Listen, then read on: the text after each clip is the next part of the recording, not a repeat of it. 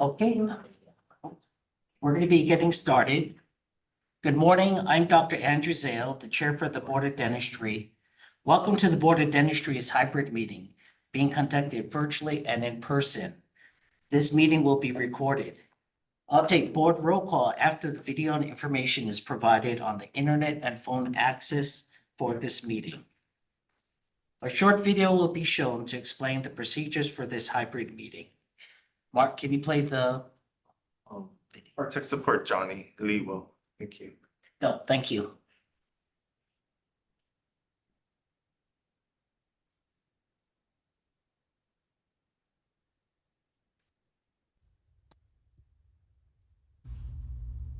Welcome to the Professional and Vocational Licensing Virtual Board Meeting.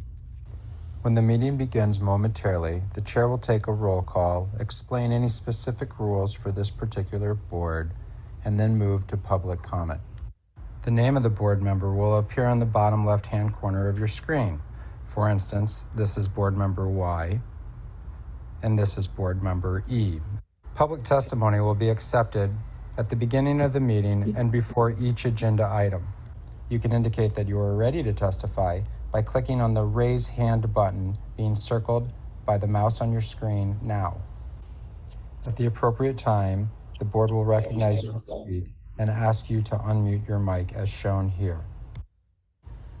Again, public testimony will be accepted at the beginning of the meeting and before each agenda item. Public attendees will not be able to unmute their microphone until recognized by the board. Public attendees who are recognized to testify will be asked to identify themselves by name and their affiliated organization if applicable. Please mute your microphone when you are finished speaking as a courtesy to others and members of the board. Public attendees will not be able to unmute themselves after the testimony is completed unless recognized again after raising their hand. At some point during the meeting, the board may choose to move into executive session. When the board moves into executive session, the board members' microphones and video feeds will be turned off, and a similar screen as you see now will be displayed. When the board returns from executive session, their microphones will be turned on as well as their video cameras. Welcome again to the Professional and Vocational Licensing Virtual Board Meeting. At this time, the chair will call the meeting to order and take a roll call, as well as explain any additional rules that may be specific to this board.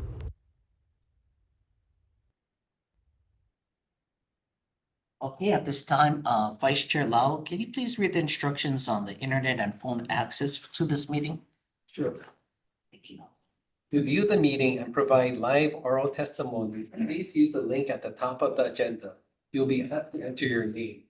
The board requests that you enter your full name, but you may use a pseudonym or other identifier if you wish to remain anonymous. You'll be asked for an email address. You may fill in this field with any entry in an email format.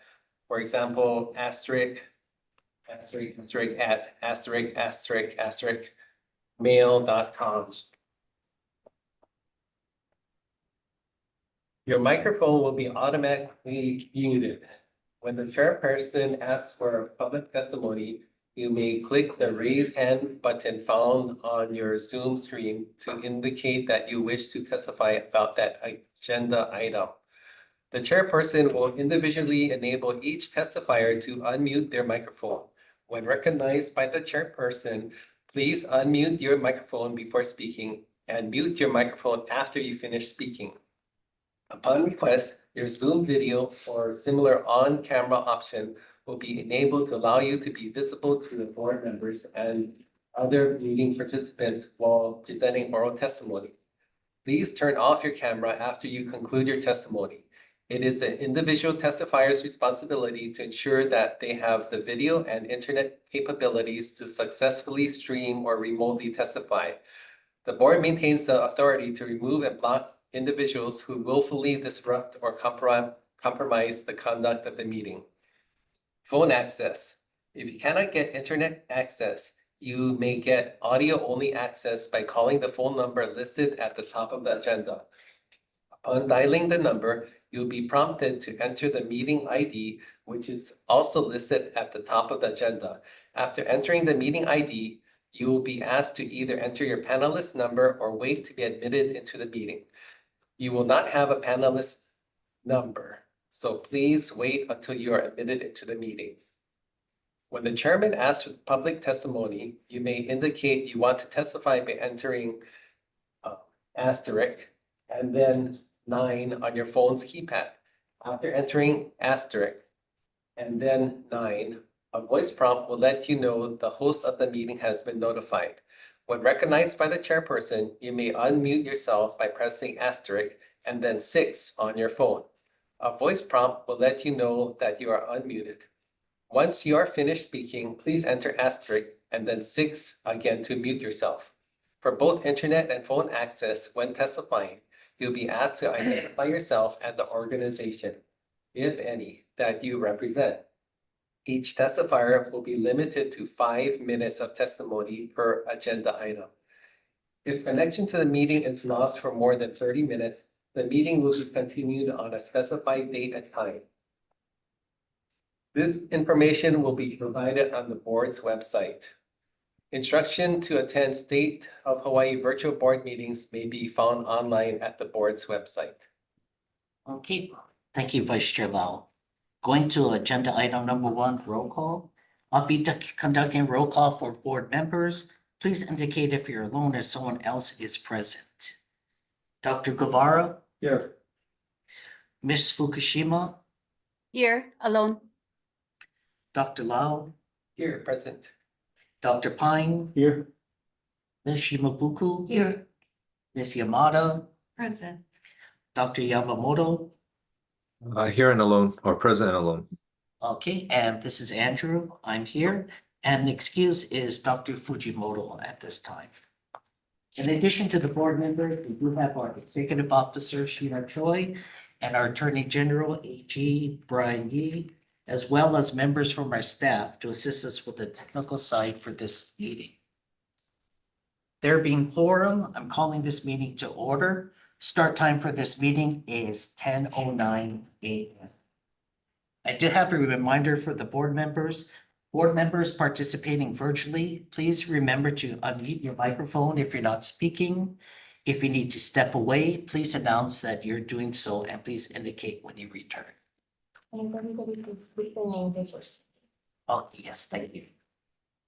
As for the agenda for this meeting was filed with the Office of the Lieutenant Governor and posted on the state electronic calendar as required by the HRS section 92-7B. Okay.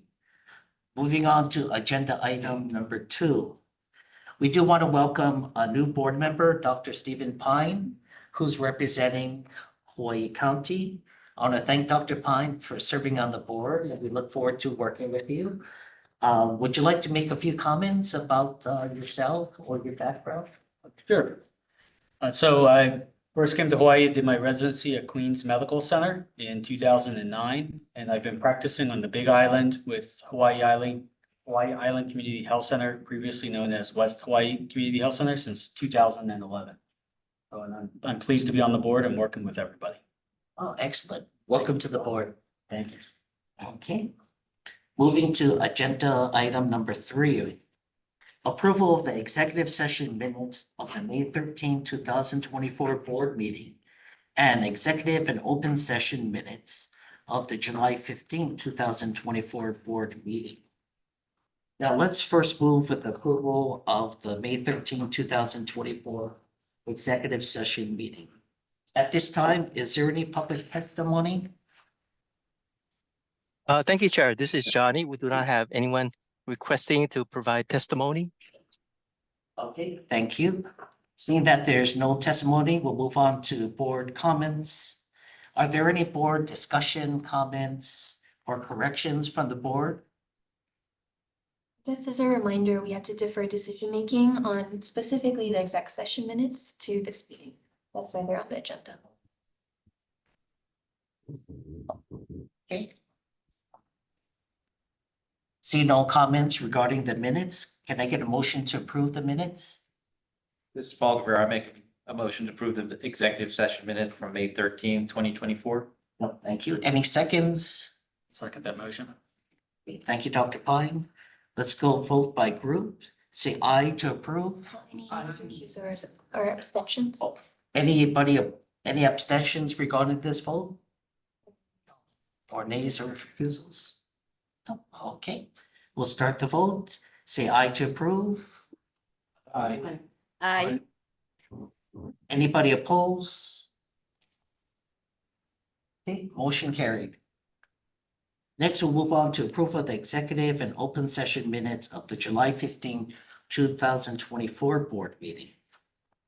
At this time, is there any public testimony?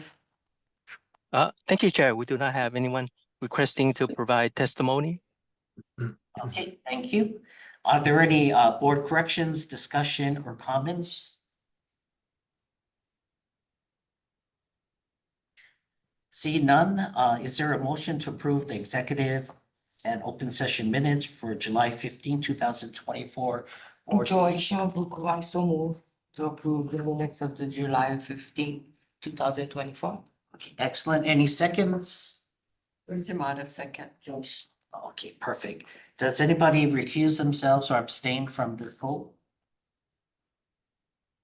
Okay, seeing none, we'll vote by group. Say aye to approve. Aye. Anybody oppose? Seeing none, motion carried and approved. Thank you. Next, we'll go on to agenda item number 4, new business. We'll go to 4A, presentation by the Central Regional Dental Testing Service on the Credits Care Special Program. Mark, is the presenter Miss Opichka available? Yes. And can you give her access? Thank you.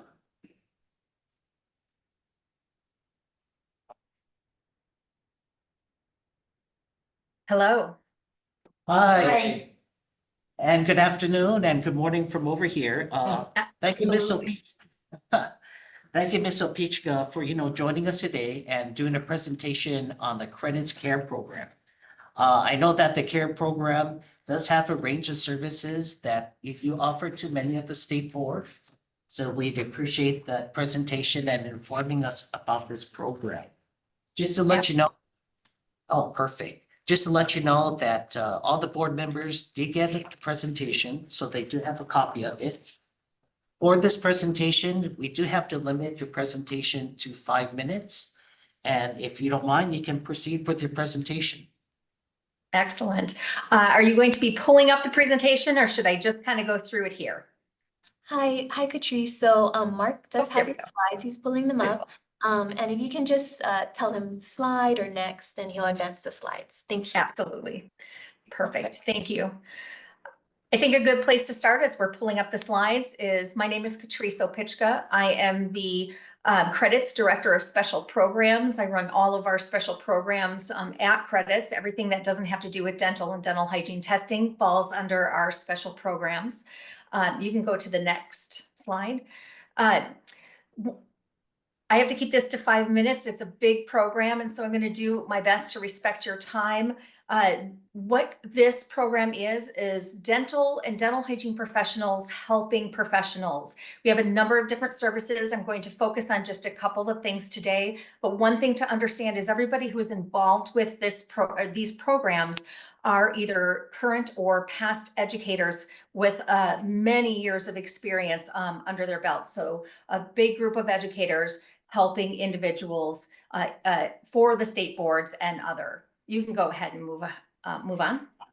Thank you. We're going to focus on 2 different things very briefly. The 2 groups of people that we help in our Credits Care program are self-referred individuals. Oftentimes these are dental hygienists, sometimes dentists, and then our board mandated individuals. And we'll talk mostly about them. You can move forward.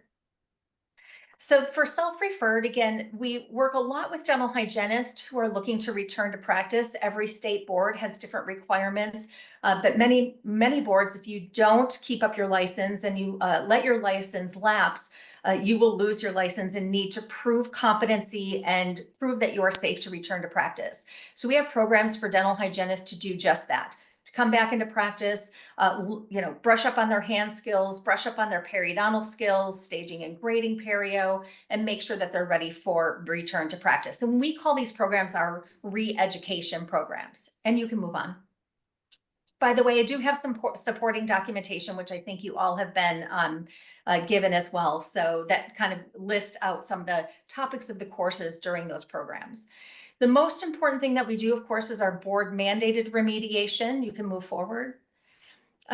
We use the board order for the state board will give us a board order for an individual, and then we start with a pre-assessment. These are the two things that we use to actually build the education, the custom education for the individual. And go ahead and skip.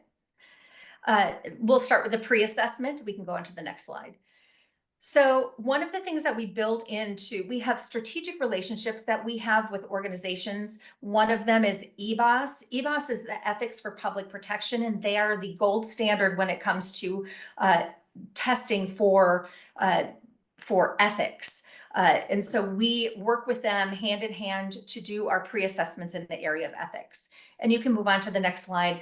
I'm not going to spend a lot of time on the next two slides, but it does provide some information about the organization of EBOS and why we've chosen to work with them hand in hand on these assessments. It is not a multiple choice question. These are all essays specific to dentistry, and it really gives you a good idea of where the licensee's critical thinking is in the area of ethics. As opposed to something that would be a multiple choice. You can move forward again. We work with them and we assess many different areas from fraud, boundaries, substance abuse, unprofessional conduct, and professional standards. And again, because we feel this is so important in our re-education or remediation, it is built into every case, at least one or more of these areas. And you can move forward. We also partner with CE Zoom and Spear Education for our continued education. Go ahead and move forward. Spear, many of you have probably heard of Spear Education. They have a wonderful online system that allows for every discipline and topic that you possibly can think of. So we partner with them to custom and hand select education that ties in with their hand skills education. Go ahead and move forward.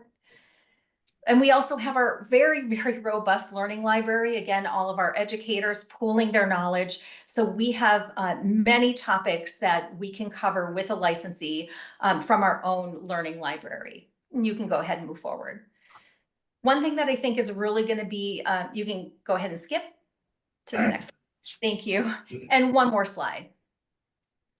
One thing that is going to be really important to understand is that we do as much distance learning as we possibly can. So a lot of the didactic education that we do in distance learning to make it a little bit easier for the licensee. And many times, even the hands-on skills, we have things that we do at our Topeka Learning Center that are must-dos in person, but oftentimes we'll build in homework where we can actually send homework home with the licensee. They ship it back to their subject matter expert. It is evaluated, and then they go through the coursework via Zoom. So we do as much as we can to really minimize the number of trips that it takes to go to our Topeka Learning Center. Oftentimes people will ask, what areas can you educate? What does your pre-assessment look like? And here's just a simple list of many of the different types of education. Things that you often think about, like diagnosis and treatment planning and PROS and perio, but things that you might not consider as well, like testing on medical emergencies, treating complex patients, and ethics.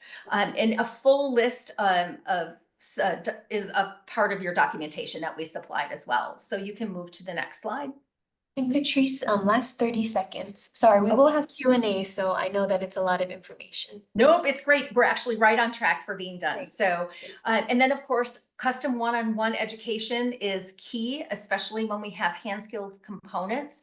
Licensees are given specific coursework and objectives they have to meet. And you can move forward with the slide. One question that often, gets asked is there a post-assessment? There's always a post-assessment. A post-assessment is every test that you can imagine. Any clinical test is evaluated by 3 independent graders. So you can move to the next slide. And then the state boards get a final report with all the test scores, pictures of the assignments. We take pictures of all the clinical stuff that we do all along, and then the proposed next course of action. You can move forward. And finally, you can kind of skip through these slides. It gives you an idea of how robust that final report is and how you receive every test score with every type of education that we do.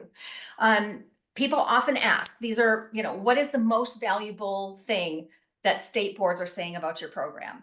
The custom format is super important to dental state boards. The pre-assessment is very important. And the thing they really like the most is our robust final report that gives you a really great idea of what has happened during that education. So again, thank you so much for the time and being able to go over just some little pieces of our program. I would love to take any questions that you might have on how the program works and how we could potentially help you with your licensees. No, thank you, Ms. Opishga. I appreciate the presentation and sharing that information regarding this, this program with the board and seeing how we may be able to evaluate and maybe even use your services as needed. But at this time, you said you're available for any public testimony or comments. Is that correct? Absolutely. Okay, thank you. Now going on to public testimony, is there any public testimony regarding this agenda item? Thank you, Chair. We do not have anyone requesting to provide testimony. Okay, seeing no public testimony, do we have any questions or comments from the board regarding the CARE program? This is Dr. Guevara, board member. Just have a question. Just how many doctors or hygienists have gone through this program? Great question. So I just added up just today alone, if you look at who I'm working with, I have 9 dentists that I'm working with today, and 10 dental hygienists. So we have 19 licensees that are in some phase of the program just today. Collectively, we're talking, the program's only been around for a year and a half, so several dozen licensees. I would actually have to count up exactly, but again, right now alone, we're working with 19 dental professionals in some phase of our program.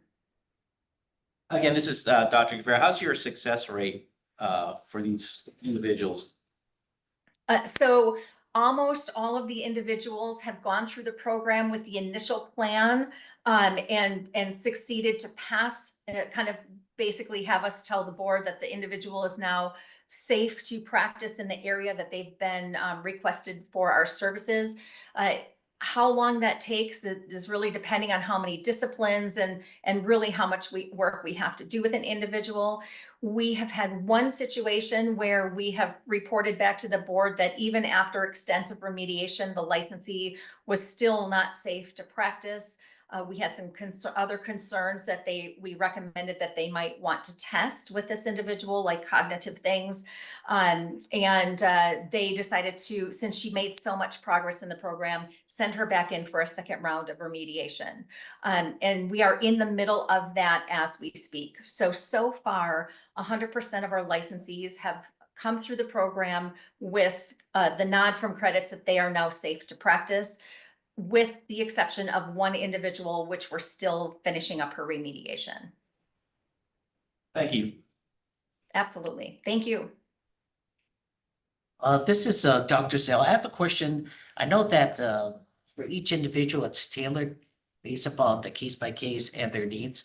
What are some of the estimated cost ranges for this service? For the dental hygiene re-education program, you're looking at a range of like $3,500 to $5,000, depending on if they want a group session or a private session. The private session is just that. It is one-on-one with a subject matter expert. For dental, we start with the pre-assessment, and because we feel so strongly that it's so important to include our pre-assessment results in the learning plan, we start with that, and that is just over $4,000 for the pre-assessment and the subject matter expert to build the program. Then you go into the program itself, and that can range anywhere from $5,000 to well into $20,000 plus $1,000, really depending again. I know everybody wants to know kind of exact prices, and it's really tough because the cases, as you can imagine, are so different. The more the disciplines, obviously the price increases, and the more we need to do hands-on work, the price increases as well because of how much one-on-one time is required with subject matter experts. And understand that if, let's just say somebody needs prost and endo, we're not going to put a general educator on the whole case. We really do customize it by including subject matter experts in the area of the specialty. No, thank you. But that gives you a range. And just a follow-up question. Yes. When was this CARES program established? Oh, I know Shelley is on. She'll probably know the exact date, but I'm going to say we're somewhere between 1.5 to 2 years. From the initial inception of this program, it was about 2 years ago. Our first case probably happened about 1.5 years ago. No, thank you. You're welcome. Thank you. I have a question. Hi, Catrice, this is Sheena. I have a few questions. So what is about the average timeline for a remediation or re-education program? I know they vary. They really do vary. And so if it's one discipline that is non-clinical in nature, so we've had licensees come to us with nothing more than ethics. I mean, we're really doing a comprehensive ethics remediation. That can take about 2 months, start to finish. We're looking at about 2 months.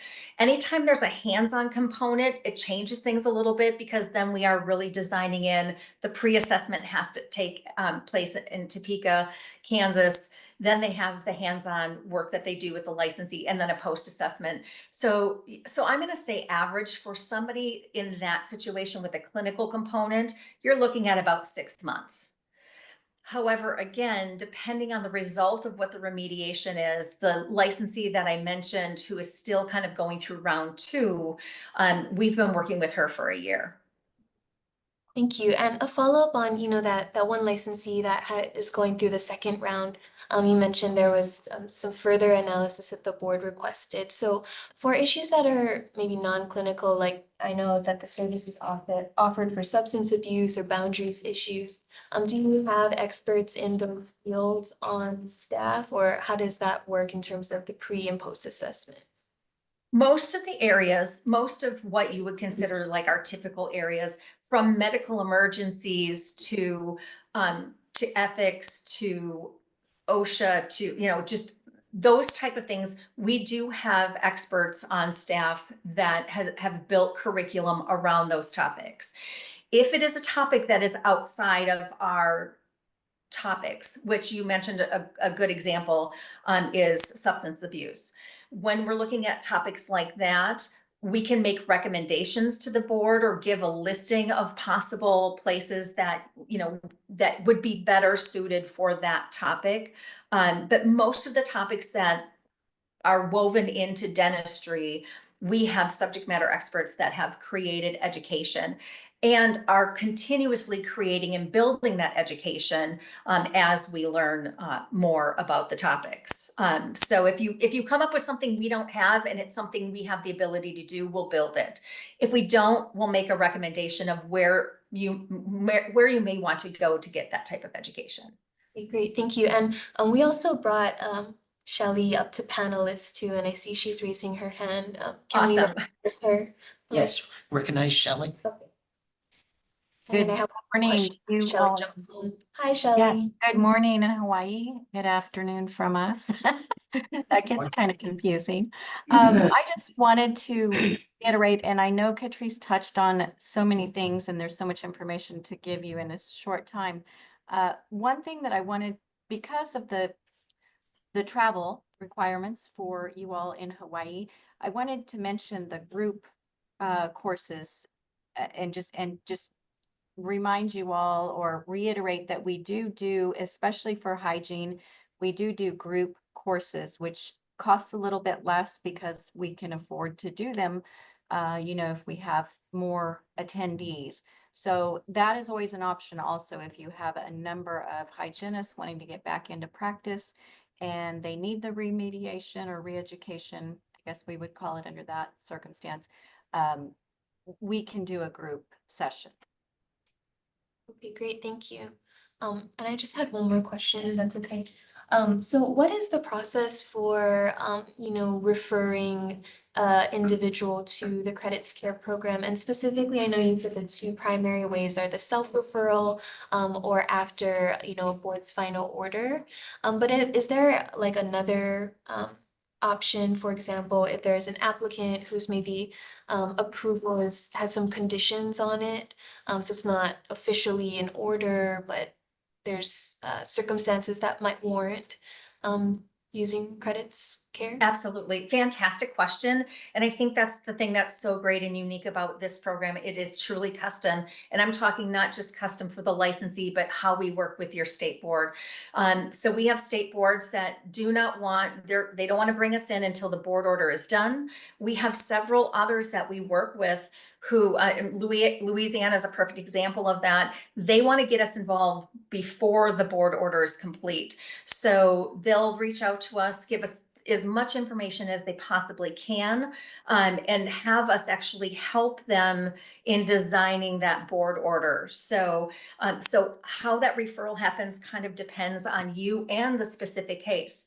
My recommendation is reach out as soon as you possibly have an idea that this might be going down that path. Maybe there are things that we can do to kind of help with making that plan.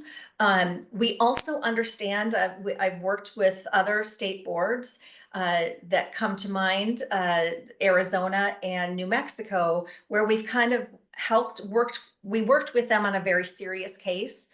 And they decided that the individual was not going to be able to do that procedure any longer. And so we understand that sometimes we're going to start working with you on a case that might go in a different direction, and that's fine. But at least you have all of your options. And so we don't have a problem at all starting those conversations as early as possible. So all you would have to do is just reach out to me directly. We talk about what the case is, where you are in that phase, and how we possibly can help. And we try to give you as much information as possible on our end. Again, we value so strongly that pre-assessment. So sometimes we can't give you the whole picture of what that education plan is going to look like, but we've done enough of them now that we can at least give you a good guide of what, based on what information you give us, how is this going to look? How much time is it going to take? And we can give you some good guidance as far as that. Thank you. You're welcome. Thank you. Are there any other comments or questions from the board at this time? Okay, well, thank you, Ms. Opichka and Ms. Cobbler for presenting on the CARE program. I appreciate it. I hope you have a good day now. Thank you. Appreciate it. Oh, thank you. Okay, moving on to agenda item number 4B. Board member reports from the 2024 Central Region Testing Service Annual Meeting. I just want to say that this 2024 credits meeting was conducted in August 2024. Joyce Yamada and myself, we attended this meeting.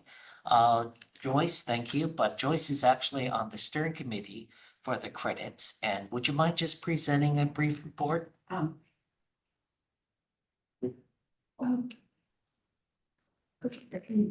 Yeah, would you mind reading it? Thank you.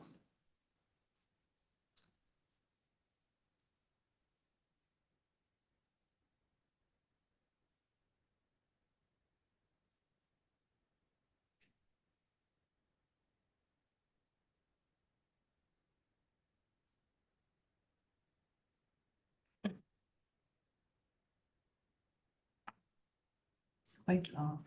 Okay. It's okay. Yeah. So this is the summary of the board meeting. So credits 2024. As you know, we have encouraged all state board members to educate themselves on the impact of the dental and dental hygiene compacts will have on the dental profession and to the sovereignty of the state dental boards. Laws are being passed that circumvent the dental boards and will impact the job dental board members have been charged with. For more information on the compacts and why the credits leadership cannot support either the CSG compact or the AADB compact, see credits.org. And while we know the board does not influence legislation, we believe understanding how they will impact the profession and the authority of the board is important. Credit special programs is seeing exponential growth. That's the one that we're just talking about. We look forward to presenting our programs to you, specifically the CARE program. And you can get more information from Catrice. All dental exam manuals for the 2024 season are available on the credits website, and the dental hygiene manuals will be posted by November of 2024. Credits continues to work with a few dental boards and dental associations in states that do not accept credits, dental or dental hygiene exams to advocate for the best portability opportunities for the newly licensed dental professionals. Well, Hawaii does accept dental hygiene examinations. Hawaii does not accept the dental examinations. It is in the state's best interest to accept all nationally recognized exams. In fact, the American Dental Association's comprehensive policy on dental licensure urges states to accept clinical examination results from any clinical testing agency when determining clinical competency for initial licensure. With the growth in the number of dental and dental hygiene exams and special programs, credits has added staff members. Please visit our website for updates on personnel. Credits announced in July that the pending merger with CERTA, the organizations will adopt the credits bylaws and will continue to be directed by a steering committee comprised of current state dental board members. We remain committed to serving the dental boards with integrity of and excellence of credits have been known for over the course of more than 5 decades while incorporating the knowledge and rich history of CERTA and its leadership. Again, you will find more information about the pending merger on our website.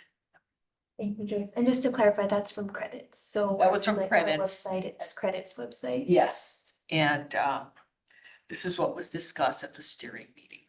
Yes. Okay, no, thank you, Ms. Yamada. For me, I don't have anything to add. That was a very thorough report, so thank you. At this time, is there any public testimony on this agenda item? Thank you, Chair. We do not have anyone requesting to provide testimony. Okay, thank you. Any board comments or questions regarding the credits meeting for the board? Seeing none, we'll move on to the next agenda item. Next agenda item number would be 4C, report from the Rules Permitted Interaction Group. For this agenda item, I'm gonna ask Sheena. Oh, I think there's a public testimony, public comment. I see Ms. Hignite. Would you like to take her public comment? Yes, Ms. Ignite, you're free to testify. While we're bringing, hi, Ms. Hignite. Just before you share your public comments, if I can just add a comment from the board's on board staff side. So just for everybody's information, this agenda item is discussing the Rules Permitted Interaction Group. And pursuant to HRS 92-2.5B, rules permitted interaction groups are allowed, and they'll appear on the board's agenda in 3 different meetings. So at the first meeting, a PIG or permitted interaction group is formed. The board votes to form with the members and defines the scope of the investigation. At the second meeting, the PIG will share its report, so we are at that second meeting. And then at a third and final agendized meeting, the board will be able to discuss and take any action needed on the PIG's report and recommendations. So while the board is able to receive public testimony at this meeting, they won't be able to respond to any comments or comment on the report or discuss. So I just wanted to preface that, Ms. Ignite, before you share your comment, but of course, public testimony is welcome on this agenda item. Thank you for joining. Thank you, Sheena, and thank you, board. My name is Jeraine Hignite. I'm providing testimony requests from HDHA, Hawaii Dental Hygienists Association. So HDHA humbly requests to actively participate along with the PIG group at their upcoming meetings because it affects the profession of dental hygiene of which we represent. We are not adding or changing anything. We just want to have clarification of the revisions, please. Okay, thank you. Is there any other public testimony at this time?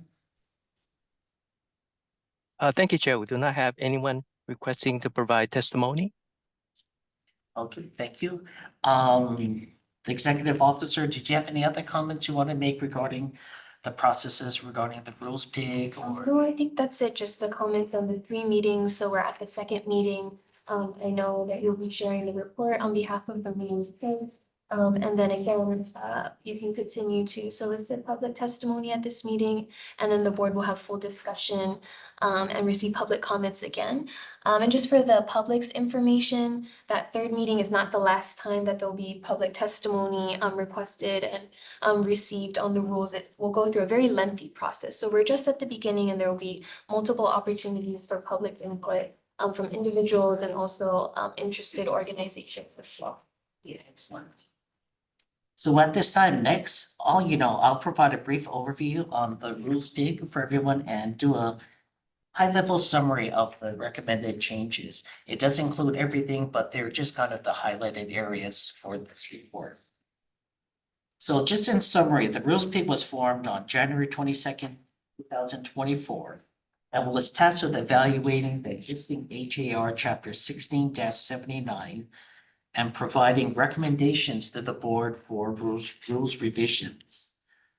The rules PIG members were Dr. Lau, Ms. Yamada, Ms. Shimabukuro, and myself as chair for the rules PIG.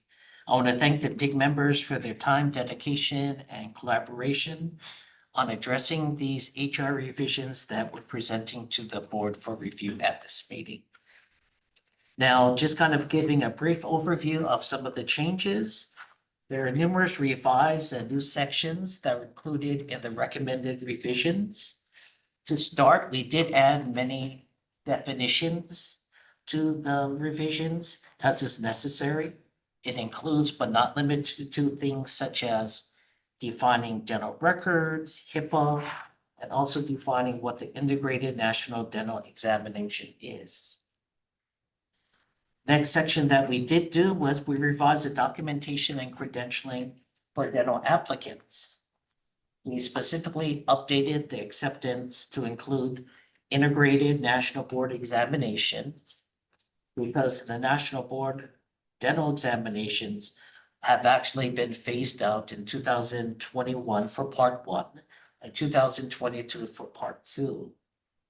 Another important clarification that we made for this revision was the specific acceptance of the dental degrees at Hawaii, accepting DDS or DMD degrees only, not any dental advanced specialty degrees, which was, not clarified previously. Next section that we also addressed were documentation and credentialing required for temporary and community service licenses for dentists and dental hygienists, which they have. Next section we did also do, that's very important, is we added allowable duties and training for dental assistants. We added language addressing digital intraoral scannings, and also in that section addressed making impressions and diagnostics. We did have another subsection regarding final digital intraoral scanning approval. And lastly, for allowable duties and training, we did add a subsection regarding fabrication of provisional crowns and bridges by dental hygienists under the direct supervision of a dentist. We also had to update the HER regarding allowable duties for licensed dental hygienists. We added language clarifying that dental hygienists can practice under the general supervision of a dentist pursuant to HRS 447-1F. We also updated the HLR to include the most recent law that was passed that would allow dental hygienists to actually do dental screenings in school-based oral health programs under the general supervision of a dentist. We did look at the anesthesia section regarding this and add definitions for facility and hospitalizations. There's also clarification regarding the board requirements regarding renewal of facility inspections for all approved dentists for special permits to administer moderate/deep sedation and general anesthesia. A big revision that was actually recommended is numerous revisions and new sections regarding continuing education. Just to highlight some of these areas, we added the provision that life support courses such as ACLS and PALS courses can be credited for a maximum of 6 CEs per biennium. There are changes in the ethics requirements. Before, it was 3 hours per year. Our recommendation is to change it to 6 hours per idiom for dentists. We also made changes regarding the subsection regarding acceptable CEs. We added CEs can be taken through electronic, virtual, and dental publications, in addition to the existing computer correspondence courses and other courses presented through other media. In the CE requirements for dentists and dental hygienists, for dentists, there is a requirement regarding minimum amount of CEs, which is 8, that dentists actually have to take live in person or virtually in real time. For the dental hygienist, this requirement regarding in-person or virtual live CEs is actually 6 CEs per biennium. We also clarified that the hands-on component of the life support courses, such as BLS, ACLS, and PALS, must be taken in person. And we also added 5 new approved sponsoring organizations for continuing education. There is a section regarding license renewals that was clarified regarding CE requirements, regarding dentists and dental hygienists, depending on what year of the biennium they may be applying for licensure. We also clarified the CE requirements regarding community service license for dentists and dental hygienists, and also clarified that dental licenses for temporary license for dentists and dental hygienists are not subject to CE requirements. Last but not least, we did address things that has been concerned regarding the board and the public about retention and access to dental records. So we did add a new subsection under subchapter 15 to create new rules on dental record retention, which essentially requires a 6-year retention period for the last entry of the records. If it is a minor, it would have to be the years of being a minor to majority plus 7 years. Also, we did do a subsection regarding access to dental records, advising that licensees must actually comply with HIPAA, ADA, and HDA guidelines, statutes, and requirements regarding access. That's kind of a brief summary. I appreciate your patience. There are other small changes that were made that you're gonna have to look over through the recommended revisions. As Sheena was mentioning, the next step at this time is no discussions were gonna be made regarding these recommendations for revisions. But at the next meeting, we can do the discussion and things like that. I just wanted to ask if there's any other PIG members, if you have any comments or input you'd like to make. Just one, Jonathan. The ADA changed their radiation guidelines, not aligned with what our law is. Is it a legislature act thing that, so we cannot change that, right? So my understanding, and I know that we did put a memo for clarification on that. Yes. Yeah, the lead apron. So there is a memo regarding the radiation requirements and requirement of aprons for protection for the public. The HRS requires us to use the aprons.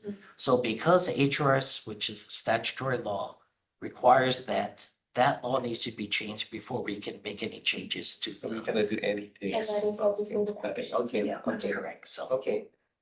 We made it as updated as we could, right? Okay. No, but I want to again thank the, our rules PIG committee members, their time, their efforts and everything else, but any other comments? No, I just would like to thank Andrew for Yes, thank all you. of this Thank you, work Andrew. that he's been providing us with, and I'm just thankful for all the information, and it's yeah, I've been on the rules committee before, and it's like, okay, Andrew, this is good. So, thank you, Andrew. No, thank you. It really was a group effort. So I want to thank the committee members and Sheeta for guidance. So at this time, Can I just add one thing? Yes. So for the public, there is a public packet that's posted on the board's website. And that public packet includes a draft version of the rules revisions as proposed by the rules PIG. So if you weren't able to access that, you're welcome to email the dental board, and we can help direct you to that public packet. If you are aware of where the public packet is online, again, that is included with the rest of the publicly available information for this board meeting. Thank you. thank you. At this time, is there any other board comments or discussion? Not regarding the changes, but any general comments or discussion? Seeing none, is there any, I just want to reiterate, is there any other public testimony at this time? Thank you, Chair. We do not have anyone requesting to provide testimony. Okay, no, thank you, I appreciate it. Okay, moving on to the next agenda item. It would be agenda item 4D. Discussion and clarification to the board extension on the waiver extension for acceptance of virtual continuing education credit for the biennium renewal period of January 1st, 2024 to December 31st, 2025. Per the agenda, the board will clarify which formats of virtual CEs qualify under the current waiver extension and generally discuss the current waiver. At this point, I want to ask Executive Officer Choi if he can maybe provide a brief overview of the CE waiver and some of the inquiries licensees had from it. And I know that you brought up that there may be some auditing concerns with the DCCA. Could you share that with us? Sure, thank you, Dr. Su. So just to remind the board, since the 2020 to 2021 licensing biennium, the board has voted to approve a waiver accounting for the hardship because of COVID. And generally that waiver has allowed for 100% of the CEs to be conducted virtually. And that was accepted by the board because as we just reviewed in discussing the rules revisions, currently that's not allowed by our HAR, so we did a waiver. At your January meeting this year, so January 22nd, 2024, the board voted to grant an extension to that previous blanket waiver, but there was 2 changes. So the first was that although the waiver will continue to allow for the acceptance of all virtual CEs, the board did include the wording of they all must be done in real time. so virtual and real time. Previously, they could be conducted in real time or asynchronously, such as pre-recorded webinars. The other change to this current waiver is that the skills portion of all the basic life support classes, the advanced cardiac life support, and the PALS courses have to be done in real time. So just for the board's information, we've been receiving a lot of inquiries via phone call and email on requesting clarification for what is that real-time requirement? Why is it included? And can the board clarify what courses would qualify for real? And so I requested that this be added to the board's agenda. One, because we've been getting a lot of inquiries. So to allow the board the opportunity to clarify, but also as I've been looking into this real-time requirement component more, I have several concerns or just scenarios that I would like to bring to the board's attention that may not have been considered when that real-time wording was added in January. So the first is that while it is the responsibility of every licensee to be aware of the CE requirements, it is a pretty serious departure from the previous 4 waiver extensions.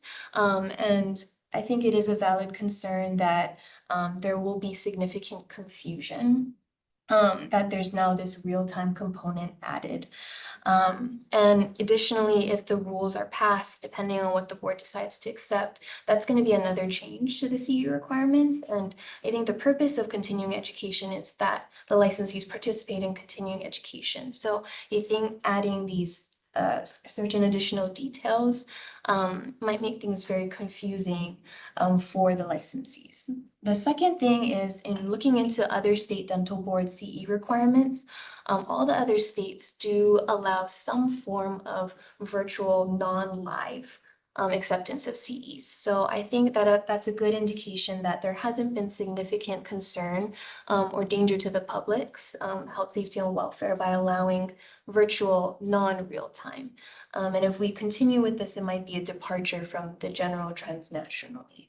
The third thing that Dr. Su mentioned that I had brought up is that in auditing and ensuring compliance with these CE requirements, it's actually very hard to determine if the CE course was conducted in real time, that specific requirement. So in your board packet, I included several examples of CE certificates that when we audit on the board staff side, I do see and we accept as, proof of completion of the CE course. Some will be very specific and say it was a webinar and it was conducted in real time. But others will just say general information. So just on auditing and compliance credibility side, it's going to be really hard on the staff side to track that. So I would just, of course, the board will discuss, but I would suggest considering removing that real-time component, at least for this waiver. And that's for this current licensing biennium of 2024 to 2025. But that's the background information. Okay. No, thank you so much for summarizing that very succinctly. At this time, is there any public testimony on this agenda item? Thank you, Chair. We do not have anyone requesting to provide testimony. Okay, thank you.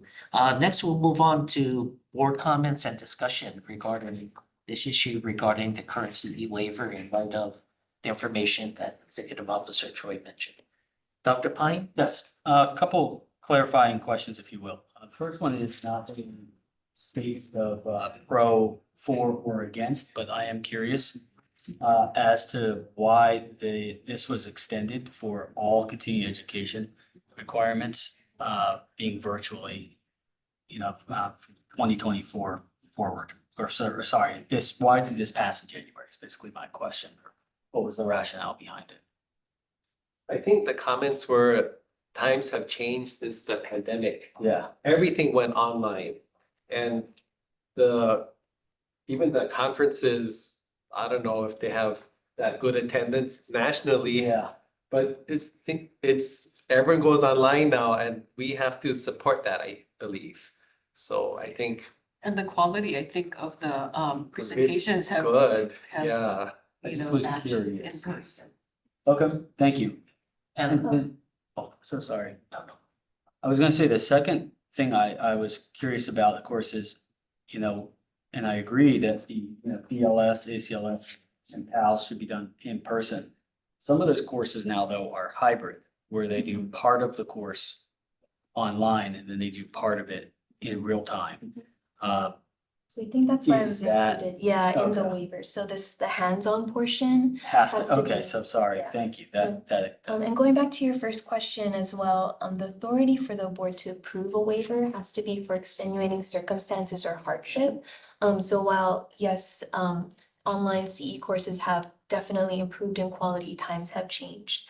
The basis for the board's authority to extend the waiver, is that the board made an argument that there is still, some hardship just based on recovery of practice and things from the pandemic, particularly for neighbor island licensees to fly, things like that. So that's why, that was the authority for the extension of the waiver. Yeah. And I would also argue that I think providing that at least allows people in Hawaii access to speakers that they, high quality speakers that they may not be able to actually get to speak in real time to begin with. Thank you. Are there any other comments right now regarding looking at defining what is real time or maybe reevaluating this waiver if we should do any type of changes? You can get rid of that line. Yeah. However, all virtual CAs must get rid of that whole line that said this. This is Dr. Guevara, just want to make a comment. If we can't vote on this, we might, to speed things up, maybe just revert back to the original, what we had so that will eliminate the clarifications. I'll make a motion to drop, the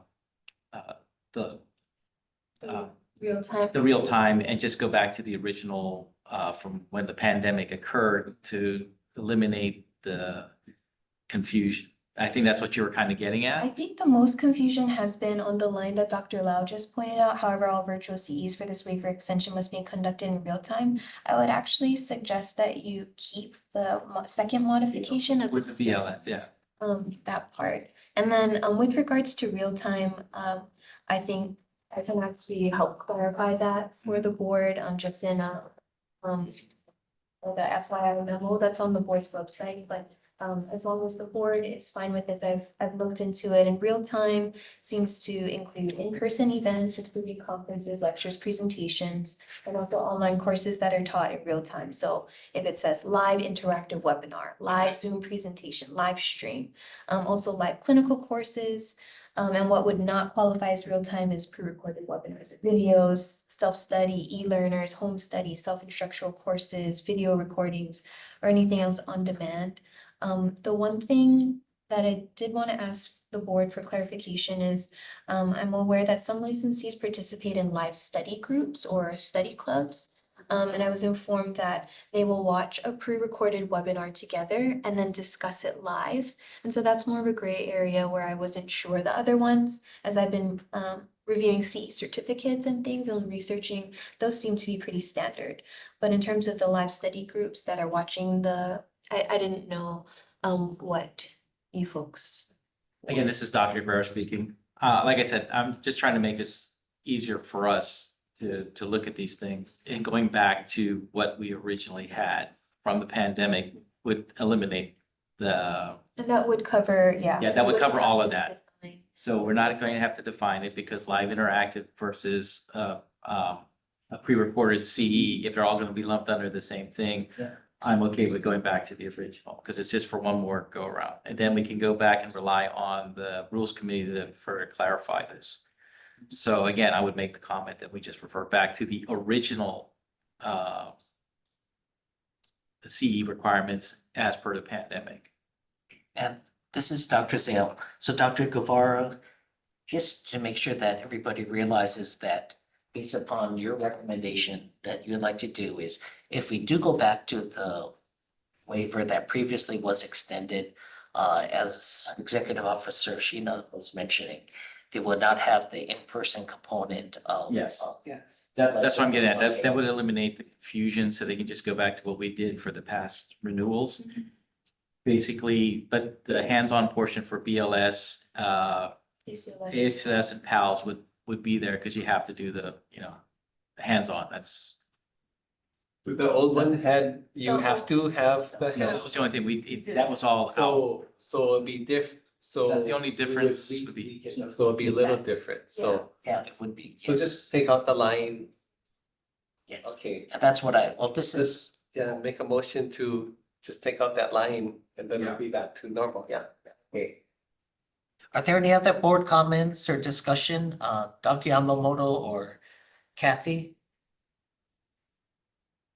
Can you hear me okay, Dr. Yamamoto?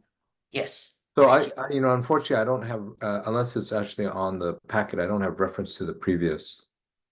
So I understand Dr. Rivera's logic, and I would agree with it. I just don't have that to look at. I did have a sub-comment almost that, in-person is required for BCLS, and that is a requirement for relicensure, from what I understand. So I don't know if a separate line identifying general dentists that any dentist is required to have BCLS as part of the renewal has to conduct that in person. Right now, I can see somebody looking at a document like this, or maybe the previous one, and then they just skip over the in-person portion of it for BCLS.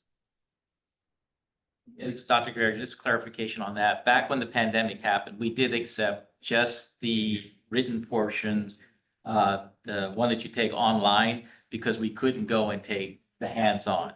So that was the time we did accept just the online portion for BLS. But this one, we're going to clarify that now that we can take that, we can have the hands-on component. That's the only difference from the original. That's what I would recommend. Okay, so in the paragraph that's highlighted in yellow, that's getting deleted. So I don't have the other document, is what I'm saying. I agree with your logic. I just don't. You're making a reference to something I don't have available to me, so I can't read those. I'm in complete agreement with what you said. I just don't have that to view. And so Yeah, Dr. Yamamoto, the previous three waivers were about the same language. They just didn't have the highlighted portion that is in your packet. So the reading of it would be everything that's listed minus what's highlighted. What was highlighted was added by the board for this current waiver. So Dr. Guevara, can you repeat what it is that you're asking? Are you asking that the first paragraph highlighted line be deleted? Or not necessary? I guess Yes, it would be the first line that would be deleted. I don't have it in front of me right now, I was just reading it. But that's the one that would remove and get it almost in line with what it used to be, other than us doing the hands-on portion for BLS, PALS, and ACLS. So the CEs would, like the previous renewals, would be the same thing, where it could be live interactive, or the CEs that are pre-recorded. Okay. Could I offer a clarification?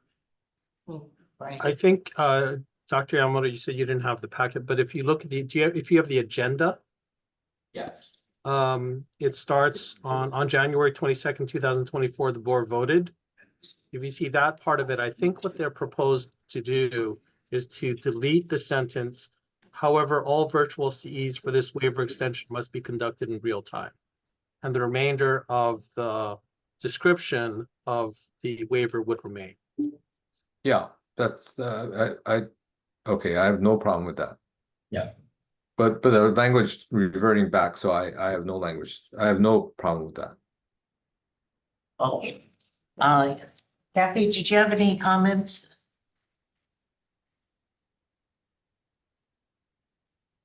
Sorry, No, Kathy. I agree with Dr. Yamamoto and Dr. Guevara. Okay, perfect. Thank you. I think we have a motion. No, Jonathan, I make a motion to delete that line. However, all virtual CE for this waiver extension must be conducted in real time. Second that motion. Okay, thank you, Dr. Pine. At this time, we're going to be voting on this. Does anybody recuse or abstain themselves from this vote? Seeing none, we'll do a group vote. Say aye to approve. Aye. Aye. Anybody opposed? Motion carried. And then Sheena, I guess you'll just update the I can send out a letter, update the website and, So for the public's information, I'll post a amended waiver on the board's behalf on the board's website. And we'll also reach out to the association so that they can. okay, excellent, thank you. Going on to agenda item number 4E. Inquiry from Dr. Unso Lee regarding clarification on the board's March 18, 2013 statement on Botox. The board will specifically discuss what is considered appropriate training for the Hawaii licensed dentist to administer Botox and what type of non-aesthetic oral conditions may benefit from dermal fillers. To start, I did want to read the pertinent portion of the email sent by Dr. Lee. So on August 27, 2024, Dr. Lee sent this email. Hello, my name is Unso Lee. I'm a practicing dentist in Hawaii.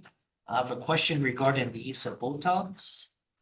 He goes and quotes the board's position from March 2013, and he has two specific questions. What is considered the appropriate training? I'm planning on taking a TMG Botox course with Aesthetic Medical Training Organization. It's an 8-hour ADA certified course. Would taking this course be enough for me to practice on patients? Second question in the email is, what type of non-aesthetic oral conditions are there that may benefit from dermal fillers?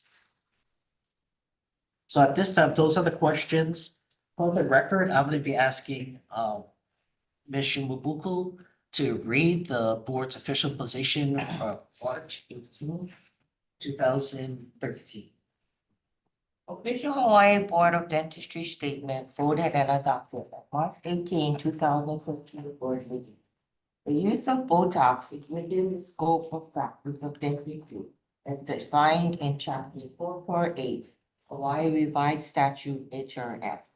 Licensed dentists in Hawaii are allowed to utilize Botox specifically for the treatment of TMD, myofascial pain, or other conditions affecting the oral cavity and associated structures as specified in 448.1 HRS.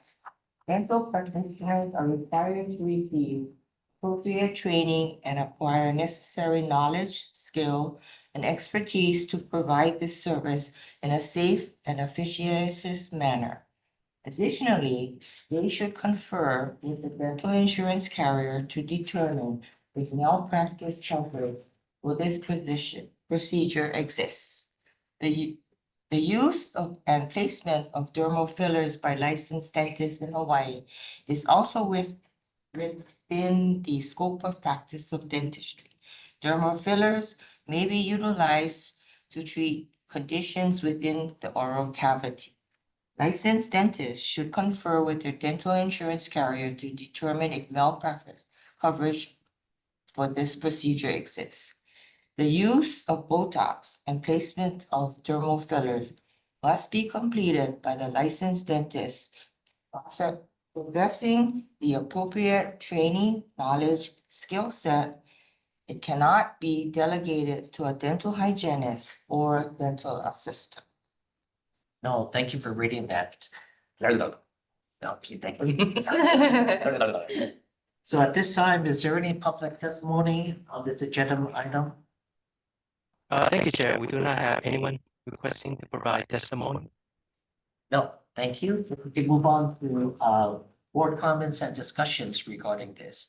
I just wanted to ask Dr. Guevara if he can make some comments. Dr. Guevara was on the investigative committee in 2013, and would you mind just providing us a background? Yeah, just some background on this. This is something that was kicked around in the board quite a bit because a lot of places where dental officers are actually doing Botox before we had any regulation or any laws pertaining to it or rules pertaining to it.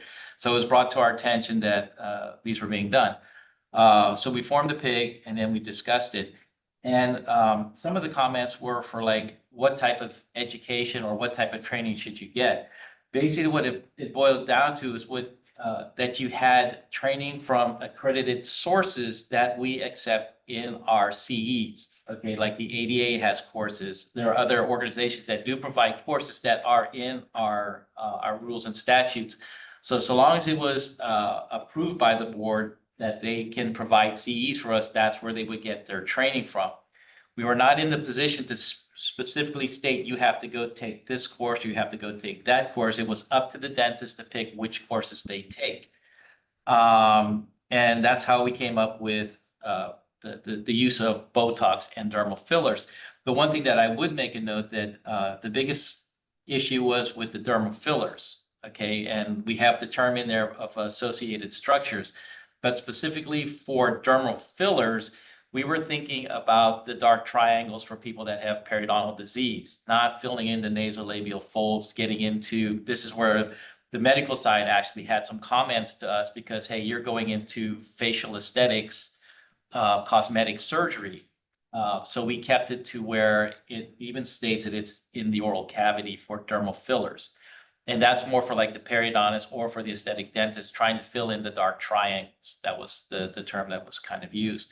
But the appropriate training is it's up to the dentist to find an accredited institution or organization that provides the training. We didn't even specify the amount of time, but it's one where we had a lot of help from the AG and also from the medical board to help come up with what we have here. And they were good with what we had. So that's kind of the history on it. So I hope, did I answer your question? Yes, thank you, Dr. Guevara. That's very helpful regarding discussion and evaluating that. Dr. Pine, did you have?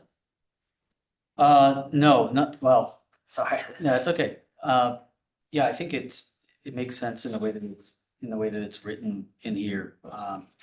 You know, I would say that there are probably a lot of courses that are out there that exist for this, and I think, we should recognize that dentists do understand the facial anatomy, probably most of the specialties that may be even placing Botox.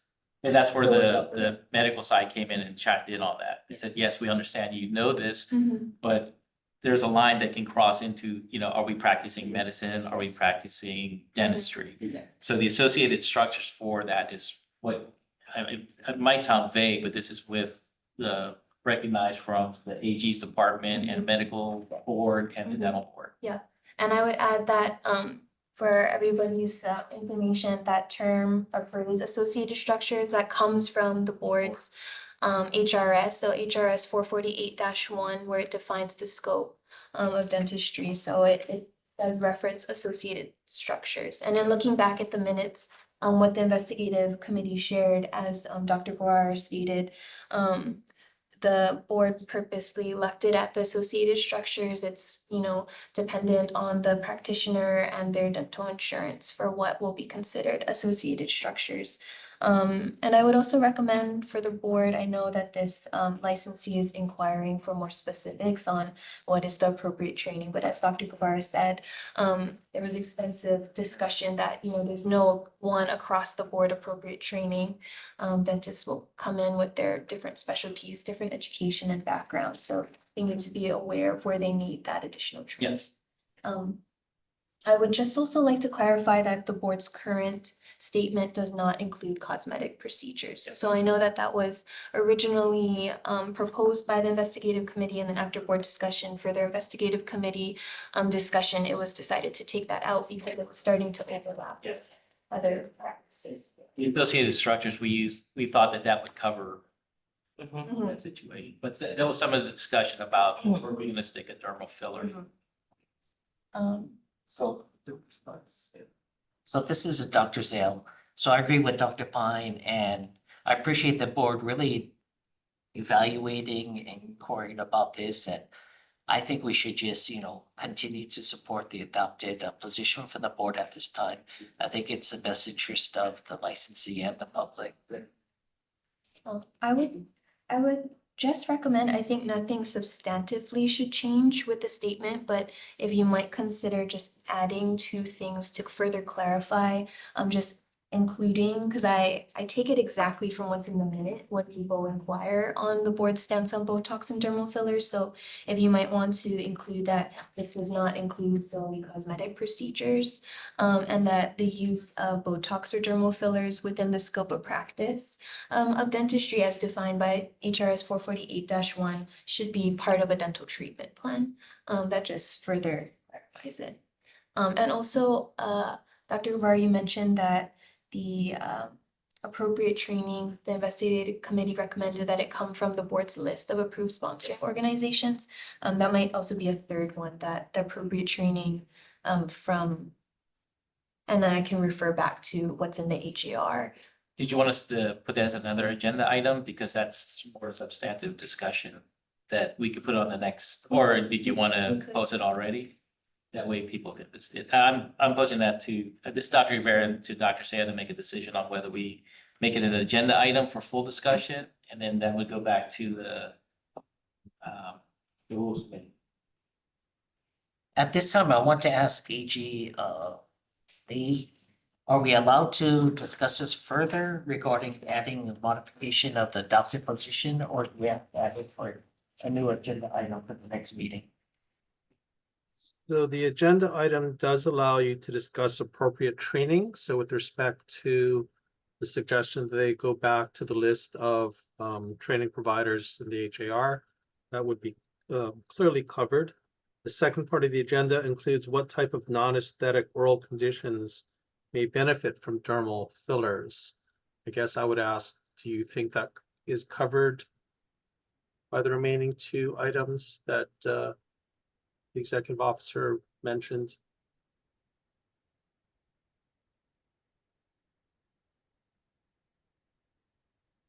Maybe, well, this is Dr. Rivera again. This is where the associated structures, that's why we left it from the previous 3 AGs ago, said leave it at that and let the dentist make the decision. And that's why we made a comment to check with your insurance carrier if this is covered by you to use this. Because some states let you do it, some states didn't. And when we did come up with these, this item, this was when things were coming up and there was nothing in there for Botox for most states. So things have been evolving. This is over 10 years ago now that this has evolved. And it's becoming more standard practice for this to be in there. If you want to make it more, I still like staying with the associated structures. If you want any more clarification than that would be a lot more discussion. And I'm not suggesting departing from the associated structures. I think inclusion of these two things is still in line with what the board has. It just clarifies, but if you don't want to, then that's also fine. That's the board's choice. okay. Do you have any comments, Dr. Yamamoto, regarding this? As No, I think, well, no, it has a cosmetic effect, but we do treat trauma patients with significant facial trauma, even soft tissue defects related to the trauma. And some may benefit from dermal fillers. I'm just talking about oral surgeons. Some may benefit from dermal fillers as opposed to a surgical procedure. So there's a cosmetic benefit, but the cause of doing the filler is actually trauma. I mean, I appreciate Dr. Guevara's explanation because there's a history to this. And so I'm actually fine with the way it's it's described, associated structures. I at first read, I was a little concerned, but it does make sense. And I think there's some things in place that provide patient the public safety already. Not that the insurance company provides public safety issues, but you know what I mean? There are limitations if your insurance carrier wants to cover some of these things. Purely cosmetic is what I'm saying. So I'm perfectly fine with the way it's written. Okay, no, thank you. This is Dr. Rivera again. We had a lot of oral surgeons actually chime in on this, came up with how are we going to write this. So we had a lot of input from a lot of organizations, even outside of this. So that's how we kind of came up with it. We had a lot of help trying to do this. So. Okay, so this is Dr. Zale, based upon executive officer's recommendation to add. This does not include cosmetic procedures, solely cosmetic procedures, or part of a Botox and dermal filler is going to be part of the treatment plan. Did anybody wanted to further discuss this or even put a motion to add this at this time? If not, the other option is just leaving our position as is. I believe that Executive Officer Yoshino mentioned that in subsequent board meetings, it was clarified that this was only for cosmetic purposes also, correct? This was not for No, cosmetic. Not for cosmetic, I'm sorry, not for Yeah. cosmetic. This is Dr. Guevara, just to make, I guess, one final comment. I would say we should keep it pretty much the same, but if for further clarification for you, if you want that thing added to look at the board, that they're already supposed to do that because we don't accept any other And CEs. this is, well, I think as it's worded that it's dependent on the licensee to determine what is the appropriate training. So they want us to add in a comment to see the board approved list of CEs or organizations that we accept. I don't have any problem with adding just that one statement. So I would make a motion, this is Dr. Guevara, make a motion that we keep the verbiage the same with the addition of must review the board approved organizations for CEs. And that would be referencing HAR 16-79-142. That's the section on Okay. approved sponsoring Yeah. organizations. I make that motion. Is there a second? Second time. Okay, we're moving on to voting at this time. Does anybody recuse or abstain from this vote? Okay, move on to voting as a group. Say aye to approve. Aye. Anybody opposed? Motion carried. And if you can just clarify this and make the changes as necessary. So response to the inquiry. Yeah, I hope that helps. Yes, thank you. Okay, perfect. No, thank you. Going on to the next agenda item. 5 applications. We'll go through 5A1 to 5 ratification lists. For the record, I just want to read out. The board may move into executive session in accordance with HRS section 92-4 and section 92-5A1 and 4. To I'm sorry, consider. Chair. Can I interrupt? I may need to leave for this item. I'll be back hopefully by the time you get to B. Okay, no, thank you. So executive session can be done to consult with the board's attorney on questions and issues pertaining to the board's powers, duties, privileges, immunities, and liabilities. So at this time, I'd like to do a vote regarding the ratification list for all categories at one time. I am going to be reading off the ratification lists. Number 1, approved dentist, DT 3181 through DT 3197. Number 2, approved dental hygienist, DH 2479 through DH 2499. Number 3, approved temporary dentist, DTT 381 through DTT 384.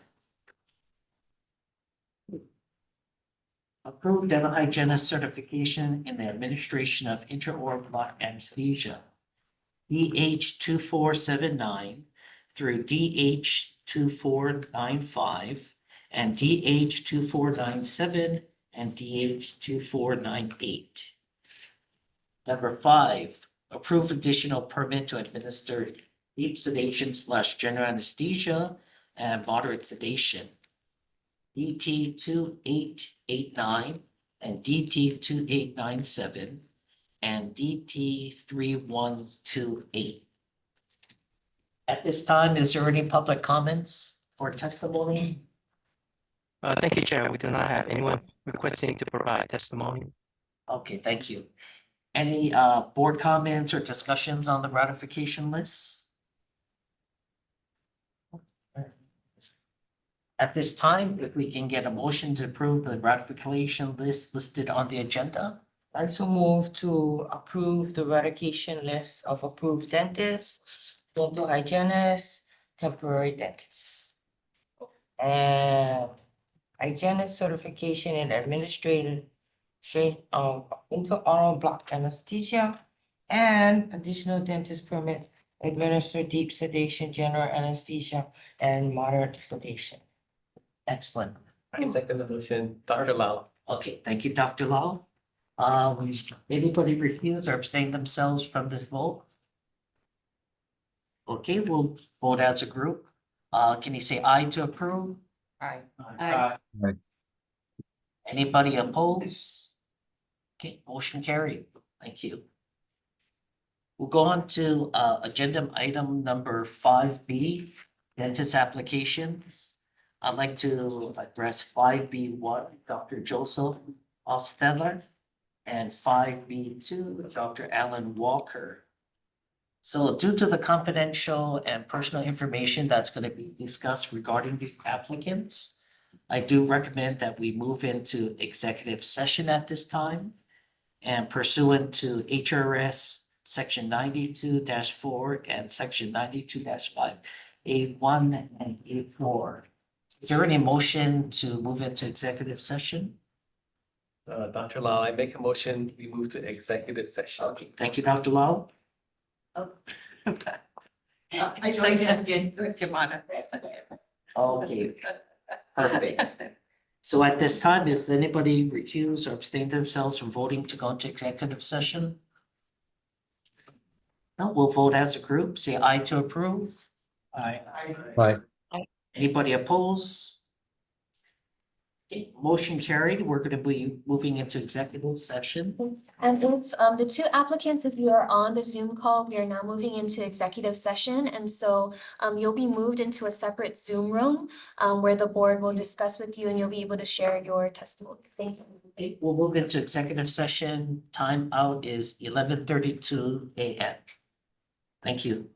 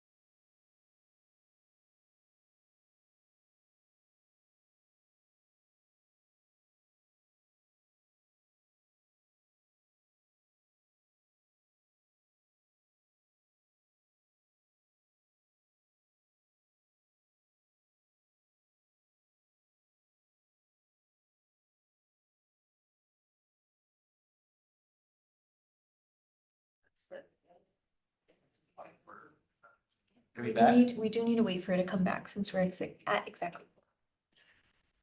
Thank you, Joy. Okay, we're returning to executives. We're returning to the open meeting. Time now is 12:31 PM. At this time, I'm not going to take a roll call of the board members. All board members are here. Regarding the sunshine guidance, I just want to mention that in the executive session, the board consulted with attorney regarding confidential matters regarding the application for Dr. Ostedler and Dr. Walker. At this time, I want to address the application for Dr. Joseph Ostedler. Are there any public comments at this time? Thank you, Chair. We do not have anyone requesting to provide testimony. Okay, moving on to the board comments discussion. Are there any motions to approve or deny? This is Dr. Guevara. I make a motion to approve the license of Dr. Joseph Osteller. Is there? I second. Yep, thank you. At this time, we'll go on to voting. Does anybody abstain or recuse himself from this vote? Can you Joy identify? Shimabuku, I abstain. Okay. Due to Dr. Yamamoto leaving the meeting at this time, we're not going to have quorum, so we cannot vote at this time, and we'll vote at the next meeting. Next, I'll go on to Dr. Alan Walker. Is there any public testimony regarding Dr. Walker's application? Thank you, Chair. We do not have anyone requesting to provide testimony.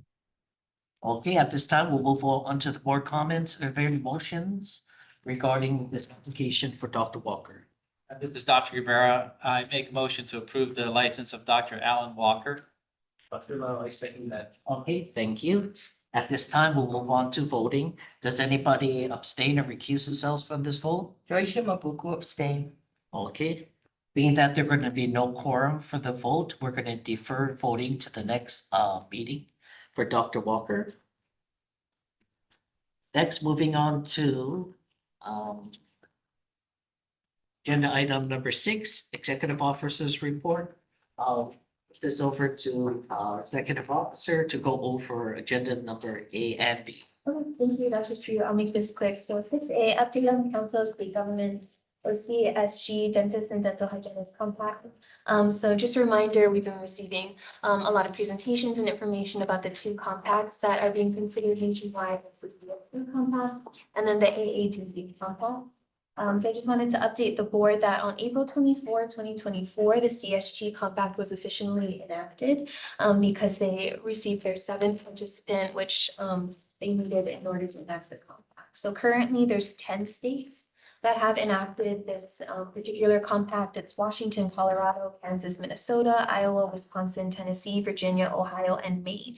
And they've all enacted legislation to join the compact. The AADB compact has not yet gained the minimum participating states for enactment, so I'll still watch that for you.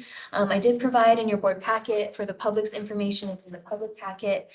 There's a CSG compact timeline of implementation that's available on their website. And based on the information provided, the CSG compact is still about 18 to 24 months from official implementation. They still have to set up the infrastructure and everything.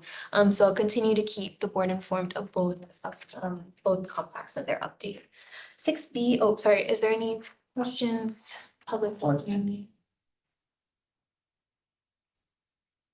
I don't. Thank you. We do not have any public testimony. Okay, thank you. 6B, announcement of the pending merger of Credits and CERTA. So as Joyce already mentioned in her credits report, Credits and CERTA did issue a press release in July of this year announcing that they're pending a merger. And I just wanted to remind the board that this would only affect really dental hygienist licenses. As the dental hygiene statute 447-1B requires the 4 acceptable regional clinical exams. So that's REV, Credit, CERTA, or NERP, currently accepted by the board. But pursuant to 448-9.4, the board only accepts the 8X clinical exam for the dentist license, so it wouldn't affect our dental applicants. I'll continue to keep the board posted on if the merger is successful or not, and then once it's official, if it's official, I'll also put a notice on the board for life. Is there- whatever that'll affect. Is there any board comment? I mean, public comment? A board comment? Okay, closing out the meeting. Next meeting is Monday, November 18, 2024 at 10 a.m. Meeting is adjourned. Thank you. Yeah. Sorry.